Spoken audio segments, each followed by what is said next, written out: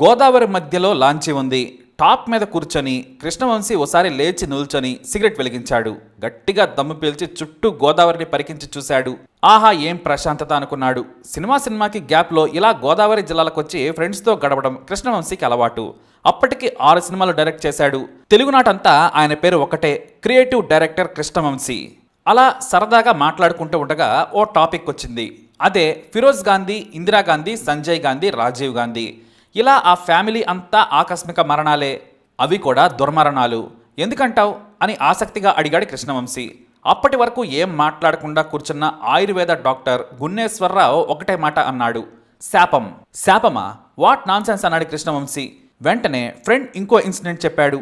ఆంధ్రాలో ఓ famous person అనుమానించి పాలేరుని కొట్టడమో చంపడమో చేశాడు. ఆ పాలేరు పెళ్ళాం శాపనార్థాలు పెట్టింది. కట్ చేస్తే అతడి పెద్ద కొడుకు సరదాగా పొలానికెళ్ళి ట్రాక్టర్ తిరగబడి చనిపోయాడు. ఆ కర్మకాండాలు చేసేస్తూ రైల్వే క్రాసింగ్ దగ్గర ట్రైన్ గుద్దేసి రెండో కొడుకు పోయాడు. అంతే. ఆ మాటలకి కృష్ణవంశీ అలా నిలబడి సిగరెట్ తాగుతూ చూస్తూ ఉన్నాడు. ఈలోపు సిగరెట్ అయిపోయింది. కృష్ణవంశీ మాత్రం షాక్లోనే ఉన్నాడు. అప్పటి వరకు చూసిన సినిమాలు, చదివిన కథలు అన్నీ ఎగిరిపోయాయి. ఇదొక్కటే గుర్తుంది. ఆ రాత్రంతా కృష్ణవంశీకి నిద్ర లేదు. ఎందుకంటే మహేష్ బాబు కోసం ప్రశాంతంగా కథ ఆలోచిస్తున్న టైంలో పానకంలా పుడకలా ఏదో ఆలోచనలు వచ్చేస్తున్నాయి. మధ్యలో ఈ శాపం వచ్చి మరింత చెడగొట్టేస్తున్నాయి. ఇవన్నీ కూడా కృష్ణవంశీని కలవరపెడుతూ ఉన్నాయి. ఈలోపు నిర్మాత నందిగం రామలింగేశ్వరరావు నుంచి ఫోన్. ఆయనకి ఆన్సర్ చేస్తూ కృష్ణవంశీ కూడా సార్ మీ పని మీదే ఉన్నా అని నవ్వుతూ కాసేపేదో మాట్లాడి ఫోన్ పెట్టేశాడు కృష్ణవంశీ. సూపర్ స్టార్ కృష్ణకు కరుడు కట్టిన వీరాభిమాని రామలింగేశ్వరరావు కృష్ణగారితోనే కిరాయి కోటిగాడు, దొంగోడొచ్చాడు లాంటి సినిమాలు తీశాడు. ఇప్పుడు మహేష్ బాబుతో కృష్ణవంశీ డైరెక్షన్లో సినిమా చేయాలనేది ఆయన టార్గెట్. కృష్ణవంశీకేమో రెగ్యులర్ కమర్షియల్ సినిమాలు చేయడం ఇష్టం ఉండదు. మంచి కథ దొరికినప్పుడు చేస్తానని తప్పించుకుని తిరుగుతూ ఉన్నాడు. రామలింగేశ్వరరావు మాత్రం వదలట్లేదు. చేసి తీరాల్సిందేనని కూర్చున్నాడు. మరి అంత మంచి ప్రొడ్యూసర్కి నో చెప్పలేకపోతున్నాడు కృష్ణవంశీ. ఇక కృష్ణవంశీ ఆ పనిలోనే ఉన్నాడు. ఏ పని చేస్తున్నా సరే మహేష్ బాబు గురించే ఆలోచన. మహేష్ అందగాడు, చిదిమితే పాలు కారేలా ఉంటాడు. బృందావనంలో కృష్ణుడిలా ముగ్ధ మనోహరంగా ఉంటాడు. తనతో ఎలాంటి సినిమా తీయాలి అని అనుకుంటూ ఉండగా ఎస్, దొరికేసింది. బృందావనంలో కృష్ణుడు. ఈ కాన్సెప్ట్ను అప్లై చేసి సినిమా చేస్తే అదిరిపోతుంది. కానీ ఇంకా దీనికి చాలా కావాలి. కృష్ణవంశీ మొదట అనుకుందైతే ఇదే. కానీ ఎంత బృందావనం కాన్సెప్ట్ మధ్యలో మెదులుతున్నా సరే ఆ శాపం మాత్రం పోటల్లేదు. ఈ బృందావనానికి ఇంకా ఏదో కావాలి అనుకుంటూ ఉండగా ఈ బృందావనానికి ఆ శాపాన్ని జత చేస్తే కృష్ణవంశీకి ఒక క్లారిటీ వచ్చేసింది. సిగరెట్ వెలిగించాడు. ఆఖరి దమ్ము పీల్చేలోపు కథ మొత్తం ఓ ఫ్రేమింగ్కి వచ్చేసింది. కృష్ణవంశీకి పేపర్ వర్క్ తక్కువ. ప్రతిదీ పేపర్ మీద రాసుకోవటం లాంటివి ఉండవు, కానీ అంతా మైండ్లో మాత్రం నిశ్చలంగా ఉంటాయి. ఇక కృష్ణవంశీకి విలన్ దొరికేశాడు. ఆ విలన్నే శాపం. ప్రతి సినిమాలో విలన్ను హీరో చంపడానికి ప్రయత్నిస్తాడు. అయితే ఈసారి అతడు మనిషి అయి ఉండకూడదనుకున్నారు. కానీ అంతకంటే గొప్పది ఓ ఫోర్స్ అవ్వాలి. దానిని ఎలా జయించాలో ఎవ్వరికీ తెలియకూడదు. చివరి నిమిషం వరకు థ్రిల్ పాయింట్ కొనసాగాలి. హీరో ఆ గండం నుంచి ఎలా బయటపడతాడా అని ప్రేక్షకుడు చివరి వరకు ఉత్కంఠతో చూస్తూ ఉండాలి. జనానికి, ప్రపంచానికి మంచి చేసే ఒక దేవత కోపానికి కారణమైన ఓ వ్యక్తి ఆ శాపం నుంచి ఎలా బయటపడ్డాడన్న దాని నుంచి అనుకొని మురారి కథను డెవలప్ చేశాడు కృష్ణవంశీ. ఈ మైథలాజికల్ కథలో మన సంస్కృతి సంప్రదాయాలను కూడా చూపించేశాడు. అదే బృందావనం. ఇక కథ వరకు అలా సిద్ధం చేసుకుని ఉంచాడు. పద్మాలయ స్టూడియోస్లో super star Krishna chamber. Krishna Vamsi కథ చెబుతుంటే కృష్ణ, మహేష్, నందిగం రామలింగేశ్వరరావు వింటూ ఉన్నారు. Pin drop silence. ఎవ్వరూ మాట్లాడటం లేదు. కృష్ణవంశీకి అర్థమైపోయింది. సూపర్ స్టార్ కృష్ణ అయితే చాలా ఓపెన్. ఏదైనా మొహం మీదే చెప్పేస్తారు. వంశీ, నువ్వు చెప్పింది నాకు సరిగా అర్థం కాలేదు, కానీ ఏదో బాగున్నట్టుంది. నువ్వు మహేష్ డెసిషన్ తీసుకోండి అని చెప్పేసి వెళ్ళిపోయారు కృష్ణ. ఇప్పుడు బాల్ మహేష్ కోట్లో ఉంది. అతనికేమో కృష్ణవంశీతో మంచి లవ్ స్టోరీ చేద్దామని ఉంది. ఇతనేమో బృందావనం, తర్వాత శాపం అంటున్నాడు అని మహేష్ బాబు కూడా కన్ఫ్యూజ్ అయ్యారు. చివరికి మహేష్ బాబుకు కూడా ఏం డెసిషన్ తీసుకోవాలో అర్థం కాలేదు. అలాగని కృష్ణవంశీని వదులుకోలేడు. తన 4వ సినిమా కృష్ణవంశీతో చేయాల్సిందే. ఇక ఆ తర్వాత ball shift to Nandigam Ramalingeswara Rao coat. ఆయన కృష్ణవంశీని కన్విన్స్ చేయడానికి ట్రై చేస్తున్నాడు. కృష్ణవంశీ మహా మొండివాడు, అస్సలు వినడు. రామలింగేశ్వరరావు మొండివాడే, అసలు వదలడు. ఎందుకంటే కన్ఫ్యూజన్లో ఉన్న కథ ఎందుకు అని వీరి డౌట్. వెంటనే కృష్ణవంశీ ఇంకో కథ చెప్పేశాడు. 3 అమ్మాయిలతో రొమాంటిక్ స్టోరీ. అరే భలే ఉందే అన్నారు కృష్ణ మహేష్ కూడా. Same to same feeling. కానీ అప్పుడే కృష్ణవంశీ బాంబ్ పేల్చాడు. ఈ కథతో సినిమా చేస్తే బ్లాక్ బస్టర్ కావచ్చు, కానీ ఆ కథతో సినిమా మాత్రం ఓ 20-30 ఏళ్ళు చరిత్రలో నిలిచిపోతుంది. మీ ఇష్టం, ఆలోచించుకోండి. కాదు కూడదంటే చెప్పండి, మీకు ఈ కథ ఇచ్చేస్తాను, వేరే డైరెక్టర్తో చేయించుకోండి అని మళ్ళీ కథ మొదటికొచ్చింది. ఇక ప్రొడ్యూసర్ నందిగం రామలింగేశ్వరరావు తలపట్టుకున్నాడు. ఈ ప్రాజెక్టు ఉంటుందా ఉండదా? సంసారమైన సినిమా అయినా నడిచేది నమ్మకం మీదే. ఎవరో ఒకరిని నమ్మాల్సిందే. మహేష్ కృష్ణవంశీని నమ్మాడు, కృష్ణవంశీ కథను నమ్మాడు, ఇక ప్రొడ్యూసర్ ఈ కాంబినేషన్ నమ్మాడు. ఇంకేముంది, ప్రాజెక్ట్ పట్టాలెక్కేసింది. స్క్రిప్ట్ ఫైనలైజేషన్ కోసం చాలా మేధోమథనం, భారతం భాగవతం చదివి కృష్ణ తత్వాన్ని వంట పట్టించుకోవాల్సి వచ్చింది. కృష్ణుడు, యశోద, పాండవులు, బలరాముడు, దుర్యోధనుడు, శిశుపాలుడు ఇలాంటి క్యారెక్టర్స్ అన్నింటినీ సోషలైజ్ చేసేశాడు. రుక్మిణి, సత్యమామ పాత్రలను కలిపి హీరోయిన్ పాత్రను డిజైన్ చేసేశారు. కథంతా ఫైనల్ అయింది, కానీ క్లైమాక్స్ని ఎలా డీల్ చేయాలో అర్థం కావడం లేదు. చివరికి ఎప్పటికో ముడివీడింది, కానీ చాలా చోట్ల డౌట్లు మిగిలిపోయి ఉన్నాయి. అమ్మవారి శాపాన్ని ఎక్కువ హైలైట్ చేస్తున్నామా అనేది పెద్ద డౌట్.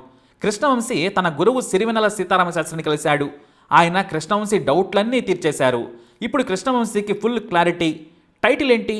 కృష్ణ ముకుంద మురారి అనుకున్నారు. అయితే ప్రొడ్యూసర్ ఒకటే అన్నారు, మురారి అని సింపుల్గా పెడితే బెటర్ కదా అని. కృష్ణవంశీ ఓకే చేసేశారు. సినిమా నిండా ఆర్టిస్టులే. కొందరు కొత్త వాళ్ళు, ఇంకొందరు హేమహేమీలు. కైకాల సత్యనారాయణ, లక్ష్మి, గొల్లపూడి మారుతీరావు ఇలా చాలామంది కావాల్సిన వారు వచ్చారు. బామ్మ పాత్రకేమో పెద్ద తలకాయ కావాలి. హుటాహుటిన బెంగళూరు వెళ్లి షావుకారి జానకికి కథ చెప్పారు, కానీ ఆమె 40 రోజుల పాటు డేట్లు కష్టమని చెప్పేసింది. ఫైనల్గా సుకుమారి సెలెక్టెడ్. మలయాళంలో సీనియర్ యాక్ట్రెస్ ఆమె. ఒకప్పటి ప్రసిద్ధ దర్శకుడు ఏ భీమ్ సింగ్ గారి వైఫ్. మహేష్ పక్కన హీరోయిన్ అంటే చాలా చాలా క్యూట్గా ఉండాలి. మరి డ్రీమ్ గర్ల్ హేమమాలిని కూతురు ఇషా డియోల్ అయితే బాగుంటుందనిపించింది.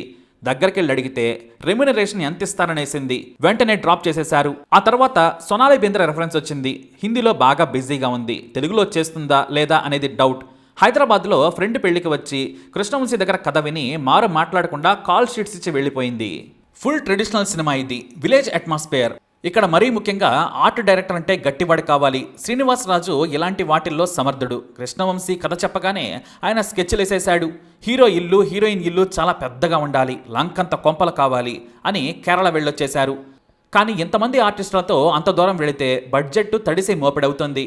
కాబట్టి హైదరాబాద్లో రామానాయుడు సినీ విలేజ్లో సెట్స్ వేస్తే బెటర్. ఇంకా కావాలంటే రామచంద్రపురంలో రాజావారి కోటలో ఓ షెడ్యూల్ ప్లాన్ చేసుకోవచ్చు. ఇక సినిమాకి ఇంపార్టెంట్ సీన్స్, టెంపుల్ సీన్స్. 3 తరాల నేపథ్యానికి సంబంధించి సీన్లు అక్కడే తీయాలి. అంటే చాలా పురాతనమైన టెంపుల్ కావాలి.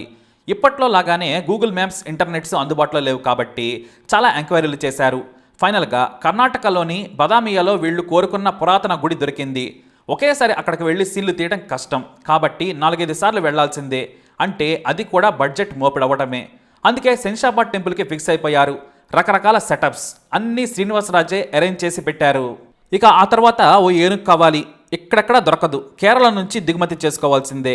రావడానికి వారం రోజులు పడుతుంది. అయినా సరే వెయిట్ చేసి మరీ దాన్ని రిసీవ్ చేసుకున్నారు. ఇలాంటి సినిమాకు సీనియర్ కెమెరామెన్ కావాలి, కానీ కృష్ణవంశీ మాత్రం సి రాంప్రసాద్ను తీసుకున్నారు. ఆయన అప్పటికీ ఓ చిన్న సినిమా మాత్రమే చేశాడు, కానీ ఆ టాలెంట్ని గుర్తించాడు కృష్ణవంశీ. ఇక మ్యూజిక్ డైరెక్టర్గా మణిశర్మ బెస్ట్ చాయిస్ అని అందరూ ఫీల్ అయ్యారు. 5 నెలల షూటింగ్, రోజుకి 12 గంటలు తక్కువ పని చేయలేదు. అంతమంది ఆర్టిస్టులతో సెట్ అంతా సందడిగా ఉండేది. కృష్ణవంశీకి స్క్రిప్ట్ అంతా మైండ్లోనే ఉంది కాబట్టి నో కన్ఫ్యూజన్. అంతమంది ఆర్టిస్టుల్ని సింగిల్ ఫ్రేమ్లో ఇరికించడానికి ఎక్కడా తడబాటు లేదు. ఆర్టిస్టులు కూడా బాగా ఇన్వాల్వ్ అయిపోయి పనిచేస్తున్నారు. మహేష్ బాబు అయితే ఫస్ట్ డే నుంచే క్యారెక్టర్లో పరకాయ ప్రవేశం చేసేశాడు. కృష్ణవంశీ టేకింగ్కి ఫిదా అయిపోయాడు. 104 డిగ్రీల జ్వరంలో కూడా గోదావరి ఒడ్డున ఓ ఫైటు ఓ పాట చేశారు. నందిగం రామలింగేశ్వరరావు తన ప్రొడక్షన్ టీంకి ఒకటే ఆర్డర్ వేశాడు, కృష్ణవంశీ ఏది అడిగినా అరేంజ్ చేయండి, ఎక్కడా లోటు రాకూడదు. ఈ ఒక్కటే మాట. దీంతో కృష్ణవంశీ ఎక్కడా టెన్షన్ లేకుండా సినిమాని కంప్లీట్ చేయగలిగాడు. అంతా బాగానే ఉంది, కానీ సినిమా కలర్ఫుల్గా తయారవడానికి ఒక్కటే అడ్డొచ్చింది. అదే ఫైనల్ సాంగ్. మురారిలో ఓ పాట మీకు గుర్తుండే ఉంటుంది, అలనాటి రామచంద్రుడి పాట. ఇది పెళ్లి వేడుకల్లో ఎప్పటికీ మారుమోగుతూనే ఉంటుంది.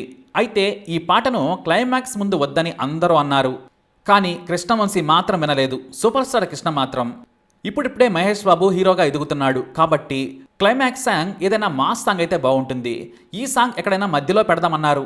కానీ కృష్ణవంశీ అస్సలు వినలేదు. మురారికి ముందు మహేష్ బాబుకి 2 ఫ్లాపులున్నాయి. దీంతో ఈ సినిమాపై భారీ అంచనాలు ఏర్పడ్డాయి. మన తెలుగు కమర్షియల్ సినిమా ప్రకారం క్లైమాక్స్ ముందు మాస్ సాంగ్ ఉండాలి, కానీ ఈ అలనాటి రామచంద్రుడి పాట క్లైమాక్స్ లో సెట్ కాదని అందరూ వాదించేశారు, వద్దని చెప్పేశారు. ఇక మహేష్ బాబు సైతం మొహమాటంతో చెప్పలేని పరిస్థితి. కృష్ణ మహేష్ బాబు ప్రొడ్యూసర్ మళ్ళీ కూర్చున్నారు. ఆ సాంగ్ పంచాయితీ ఎంతవరకు వినడం లేదు. కృష్ణవంశీ మాత్రం వినడం లేదు. చివర్లో మాస్ సాంగ్ లేకపోవడం కరెక్ట్ కాదు కదా, అనవసరంగా ప్రయోగం చేస్తున్నామేమో అని అన్నారు కృష్ణ. అప్పుడు ఒకటే అన్నారు కృష్ణవంశీ, సార్ ఇప్పుడు మన ముందు రెండే ఆప్షన్లు ఉన్నాయి. ఒకటి, ఈ సినిమా పాటను నన్ను చేయనీయటం. రెండోది, ఈ సినిమాని ఇక్కడే వదిలేసి వెళ్ళిపోతాను. మీరు కమర్షియల్ సాంగ్ చేసి విడుదల చేసుకోండి, నా పేరు కూడా వేయొద్దు. ఎందుకంటే నేను చేసే ఈ పాట దశాబ్దాల పాటు ఉండిపోతుంది. మీ అబ్బాయి కెరీర్కు కావాలంటే ఆ చండాలాన్ని పెట్టుకోండి, నేను వెళ్ళిపోతా అని అన్నారు కృష్ణవంశీ. చివరకు కృష్ణ నవ్వుతూ ఒప్పేసుకున్నారు. ఇక సినిమా విడుదలైన తర్వాత ఆ పాట రేంజ్ ఏంటో మీకు తెలుసు. మొత్తానికి సినిమా రెడీ అయిపోయింది. సినిమా కలర్ఫుల్గా అదిరిపోయింది. 2001 సంక్రాంతికి రిలీజ్ చేయాలని ప్లాన్, కానీ పోస్ట్ ప్రొడక్షన్ డిలే అయిపోయింది. 3 గంటల 10 నిమిషాల నిడివితో ఫస్ట్ కాపీ రెడీ అయింది. కొంత ఎడిట్ చేద్దామని చెప్పిన కృష్ణవంశీ వినలేదు.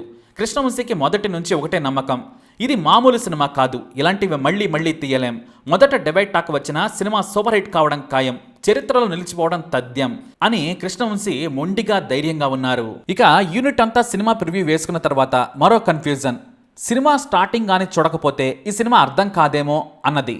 కాబట్టి సినిమా పోస్టర్స్ పై ఒక లైన్ వేయించారు, ఈ సినిమా మొదటి 15 నిమిషాలు మిస్ కాకండి అని. ఎందుకంటే అది మిస్ అయితే ఈ సినిమా అర్థం కాదు. కావాలంటే ఒక్కసారి మురారి సినిమాని మీరు గుర్తించుకోండి. ఇక సినిమా రిలీజ్ అయింది. ఫిబ్రవరి 16న release. Full divide talk, length ఎక్కువైందని కంప్లైంట్స్ వచ్చాయి. డిస్ట్రిబ్యూటర్లు ఎక్కడికక్కడ కటింగ్స్ మొదలు పెట్టారు. కృష్ణవంశీ మాత్రం కయ్యమన్నాడు. కానీ సూపర్ స్టార్ కృష్ణ సినిమా చూసి కదిలిపోయారు. మురారిలో మహేష్ పర్ఫార్మెన్స్ చూసి ఎంతో గర్వపడుతున్నాను అని ఒకటే స్టేట్మెంట్ ఇచ్చారు. మహేష్ కూడా full happy. Mahesh Babu top 10 సినిమాల్లో అగ్రతాంబూలం ఎప్పుడూ మురారీకే ఉంటుంది. ఇక మురారి సినిమా గురించి మనం తెలుసుకోవాల్సిన కొన్ని ఇంట్రెస్టింగ్ పాయింట్స్ కూడా ఉన్నాయి.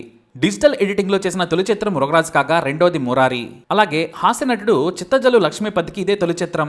ఆయన సోదరుడు శోభన్ ఈ చిత్రానికి సహకార దర్శకుడు. ఈ ఇద్దరు ఇప్పుడు ప్రాణాలతో లేరు. ఇక ఫైట్ మాస్టర్ పీటర్ హెయిన్కి ఇదే ఫస్ట్ ఫిలిం. కృష్ణవంశీ సముద్రం చిత్రానికి కనల్ కన్నన్ దగ్గర అసిస్టెంట్ గా చేస్తున్నప్పుడు అతని చొరవ దూకుడు చూసి కృష్ణవంశీ ఇంప్రెస్ అయ్యి ఈ ఆఫర్ ఇచ్చారు. అలాగే క్లైమాక్స్ లో కీలక పాత్ర కోసం ఎవరైనా సీరియల్ నటుడు ఉంటే బాగుంటుందనుకున్నారు. దానవీర సూరకర్ణలో శకునిగా చేసిన ధూళిపాల రిటైర్ అయిపోయి గుంటూరుకు సమీపంలో స్థిరపడ్డారు. కృష్ణవంశీ స్వయంగా ఆయన దగ్గరికి వెళ్లి ఒప్పించారు. ఈ సినిమా కన్నా ముందు ఆయన చూడాలని ఉంది సినిమాలో యాక్ట్ చేశారు. ఇక ఇదే సినిమాను ఇదే టైటిల్ తో కృష్ణవంశీ ప్రకాష్ రాజ్ కలిసి తమిళంలో డబ్ చేశారు. అక్కడ కూడా సూపర్ హిట్ అయింది. అలాగే నటులు రఘుబాబు రవిబాబులకు ఈ సినిమా లైఫ్ ఇచ్చింది. అమితాబ్ బచ్చన్ జయబాదురి మురారి సినిమా చూసి కృష్ణవంశీని మెచ్చుకున్నారు. హిందీలో అభిషేక్ బచ్చన్ తో రీమేక్ చేయమని కృష్ణవంశీని కోరారు, కానీ అది కుదరలేదు. ఇక కృష్ణవంశీ ఎక్కువగా సీతారామ శాస్త్రితోనే పాటలు రాయించుకుంటారు. ఇందులో హీరో ఇంట్రడక్షన్ సాంగ్ ను వేటూరుతో రాయించుకోవాలనుకున్నారు. పల్లవి వరకు రాసి మళ్ళీ కనపడలేదాయన.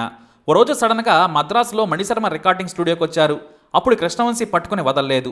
ఆ తర్వాత ఓ చెట్టు కింద కూర్చోబెట్టి వేటూరు చెబుతుంటే కృష్ణవంశీ రాసుకున్నారు. 20 నిమిషాల్లో పాట పూర్తయిపోయింది. అల్లూరి సీతారామరాజు ప్రస్తావన కావాలని అడిగి మరీ రాయించుకున్నారట కృష్ణవంశీ. ఇక మరో ముఖ్య విషయం ఏంటంటే శోభన్, నందిని రెడ్డి, శ్రీవాస్, కుమార్ నాగేంద్రలు ఈ సినిమాకు అసిస్టెంట్స్ గా పనిచేశారు. ఆ తర్వాతి కాలంలో వీరందరూ కూడా సక్సెస్ఫుల్ డైరెక్టర్స్ అయ్యారు. ఇక మరో ముఖ్యమైన సీన్, మహేష్ సోనాలి బింద్రల పాత్రలు రెండూ మొదట్లో కొట్టుకుంటాయి. లవ్ లో పడ్డామనే విషయం తెలుసుకునే సీన్ ఎలా ఉండాలా అని కృష్ణవంశీ చాలా ఆలోచించారు. ఆ రోజు షూటింగ్ రాత్రి కూడా జరుగుతోంది. సడన్ గా ఐడియా రావడంతో అప్పటికప్పుడు తీసేశారు ఆ scene. Mahesh Babu suit case సర్దుకొని ఊరు వెళ్ళబోతుంటే సోనాలి బింద్రే ఆ రూమ్లోకి వస్తుంది. ఆమెను చూడగానే మహేష్ సూట్ కేసు విసిరేసి ఆమెను గట్టిగా హక్ చేసుకుని వెళ్ళిపోతాడు. ఆ సీన్ సినిమాకే హైలైట్. ఇలా కృష్ణవంశీ మురారి సినిమాకి మరపురాని గుర్తులు ఎన్నో ఉన్నాయి. మరి మురారి ఫ్లాష్ బ్యాక్ మీకు నచ్చినట్లయితే ఈ వీడియోని లైక్ చేయండి, షేర్ చేయండి, మా ఛానల్ని సబ్స్క్రైబ్ చేసుకోండి.